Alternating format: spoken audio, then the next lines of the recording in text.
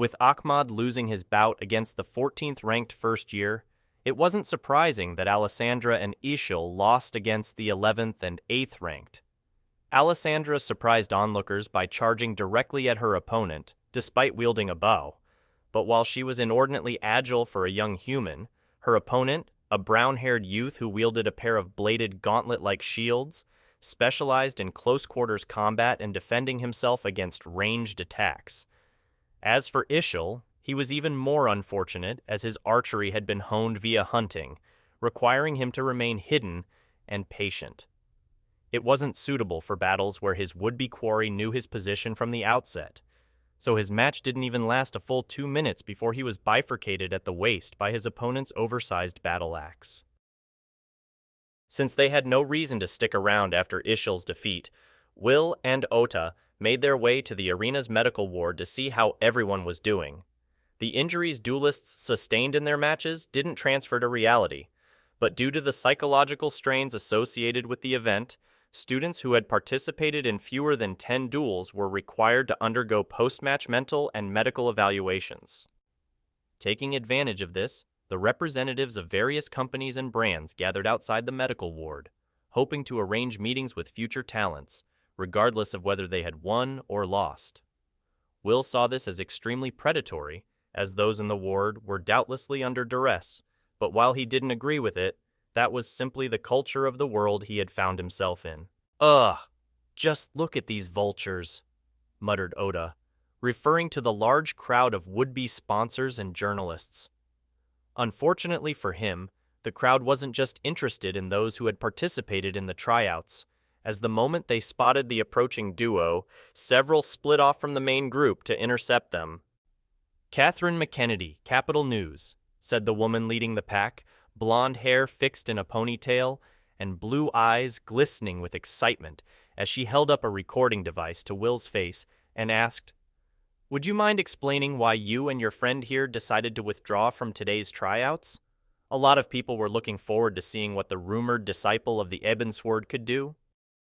"And they'll get their opportunity, just not today," affirmed Will. "Now, step aside. I didn't come here to entertain you and your colleagues." Ignoring Will's words, another reporter asked, "What will you do now that you won't be entering the Duelist League?" "I will walk forward now," said Will, his smile waning as he added, "If you deliberately stand in my way or attempt to bar my passage, expect to be moved." Stepping forward, Will compelled most within the group to immediately move aside.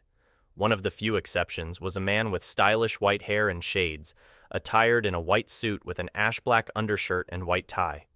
His lapels and cuffs were adorned with platinum pins resembling 5 stars linked to form a hexagon in their center, and as Will approached, he made it clear he had no intention of moving by blowing a bubble with the gum he was chewing. Raising his right brow, Will questioned, "Can I help you with something?" In a curious tone. 5 platinum stars indicated that the man before him was at the pinnacle of the 5th rank, also known as a champion. Others might find this intimidating, but Will found it amusing, and, depending on how things played out, sad that someone of such high standing would go out of his way to intimidate children. Flicking the index and middle fingers of his right hand, the man held out what looked like a black, embossed, gold-embroidered business card as he explained, "I'm a representative of the Royal Public Relations Agency, Altus Platina. We'd like to sign you as one of our talents." "Altus Platina," parroted Will, accepting and inspecting the well-made, pleasant-feeling business card. He recognized the name as the parent company of the firm representing Delphina, founded a few years prior at the behest of the current queen, Erisha Pipolter Australis. He still didn't know much about them, but as they had made great strides in modernizing the upper crust of axial society, they could prove useful. Noticing Will's interest, the white-haired man thumbed over his shoulder and suggested, "Let's relocate someplace else. I'm not fond of the stench of carrion." Though the media in the capital was state-sponsored and controlled, that only stemmed unwanted information from spreading to the public. When it came to the inner circle of the aristocracy, everyone who was anyone had contacts or spies within the various news groups and brokerage firms. "Maybe some other time," replied Will, smiling as he placed the business card into his inventory rather than his bracelet, cutting off the faint signal it was sending. He had nothing against demons, as he had lived as one in his past incarnation, but he could tell the white-haired half-demon looked down on him. Blocking his path was one thing, but doing it before a group of reporters was a clear attempt to antagonize him. "You serious?" asked the man, frowning as he pointed out. "We're giving you a lot of face by sending someone at the 5th rank just to greet you. And now you're disrespecting me by insisting when I've already made it clear I have other matters to attend," contested Will. "Now, are you going to move, or will you be petty and force me to go around?" "This little punk," thought the man, creasing his brows and grimacing.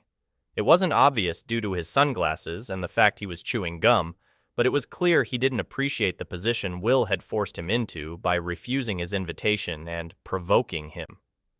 "Interesting," mused Will, narrowing his eyes slightly and smiling as he stepped around the man, adding, "We won't be in contact," as he made his way further into the ward amidst a sea of flashes and extended mics.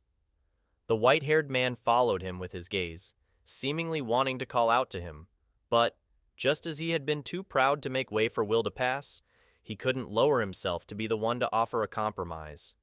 "This kid is going to be trouble," thought the man, closing his eyes and pushing up his sunglasses to conceal his glowing crimson eyes. Then, as he no longer had a reason to be there, the shadow beneath his feet began to expand outward, startling many, as he promptly disappeared into it with a static "foom." I'm the only one who qualified?" asked Medine, her tone disbelieving and mouth slightly ajar as she sat atop a comfortable bed in the arena's medical ward. She wasn't injured, but due to the trauma it had suffered, her left arm was in a sling, and she had been administered a mild sedative to mitigate the phantom tingling sensation emanating from her previously shattered bones. "Hey, I gave it my all, you know," responded Alessandra, poutily asserting. "My opponent was just too strong." "It makes sense," muttered Ishel, looking depressed as he pointed out. "More than half the current first-year team is comprised of seniors in our sister class. They've had half a year to build and refine their strength, so it was optimistic to believe we could supplant them so easily." "The path of a warrior was never meant to be easy," countered Medine, disapproving of Ishel's excuse. Then, looking at Will, she asked, "Where is the big one? I believe his name was Ahmad." "According to the staff, he left shortly after his physical exam," answered Will, shrugging helplessly as he explained. "The staff encouraged him to stay and rest, but he insisted on tracking down Heist and lauding her for getting the better of him in their duel." He does seem like the type to commend his foes," agreed Medine, nodding approvingly. She personally couldn't stand losing, but that didn't prevent her from appreciating Ahmad's integrity and spirit. "I'm kind of hungry," remarked Alessandra, naturally directing her gaze to Will to ask, "If Medine is up for it, want to get out of here and grab a bite to eat at the cafeteria? We can discuss what other extracurriculars to sign up for while eating." "We might as well discuss it here," said Will, pulling out a red, bento-like box from his inventory, handing it to Alessandra as he explained, "I try to avoid food and drinks prepared by strangers." "Oh, wow," remarked Alessandra, accepting the lunchbox while staring at Will's bracelet with sparkling eyes. Most storage-type artifacts could only store non-perishable and inorganic materials. However, as Will originated from one of the most ancient and affluent families in the world, she didn't question how he was able to store the bento and even keep it warm. "So, do you have all your food delivered?" asked Alessandra, passing a second bento to Medine while Will handed out 2 others to Ishel and Oda. "I prepare it myself," responded Will, surprising not just Alessandra but Medine and Ishel. "Really?" asked Alessandra, looking between Will and the scrumptious-looking, neatly arranged food within the bento. She was going to jokingly propose preparing his meals personally, but while she knew how to make a few basic dishes, she could tell her skills were inferior at a glance. "Do you perhaps have an interest in cooking?" asked Ishel, an awkward smile adorning his face. It wasn't unheard of for nobles to take an interest in culinary art and haute cuisine, but as a future lord, he didn't expect Will to possess such a base talent. "That's right," affirmed Will, nodding as he explained. I've come to learn you appreciate food much more when you understand the effort required to prepare it. It also makes me happy to see people enjoying the food I've painstakingly prepared, so feel free to let me know what you think. With Will playfully putting emphasis on the word painstakingly, Ishil felt as though the box in his hand suddenly contained explosives. The aroma emanating from it was saliva-inducing. But if it turned out unpalatable, he wasn't sure he could convincingly state otherwise. It's good, muttered Medine, earning everyone's attention as she hung her head and slumped slightly with a fork in hand. She had come to terms with the fact she was a disaster in the kitchen, but knowing Will was good at it hurt her pride in a way she couldn't express.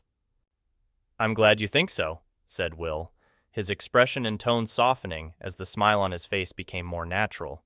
It's too good, remarked Alessandra, a slight pout marring her face as she looked to Will, adding, You're already the prize that every girl in the academy is aiming for, Will.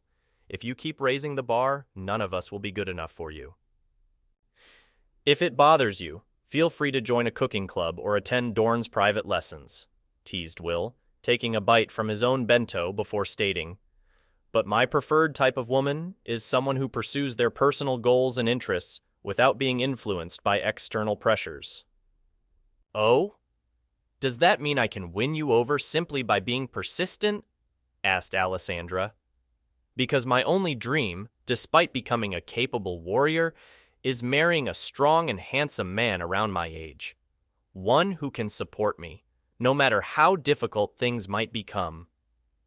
Well, I can't stop you from trying, replied Will, closing his eyes, shaking his head, and exhaling a faint laugh via his nose. Alessandra's chances of success were very nearly 0%, but if she was able to grow into a more powerful and independent version of herself while pursuing him, he didn't mind indulging her until she found someone she truly loved or was willing to reciprocate her advances.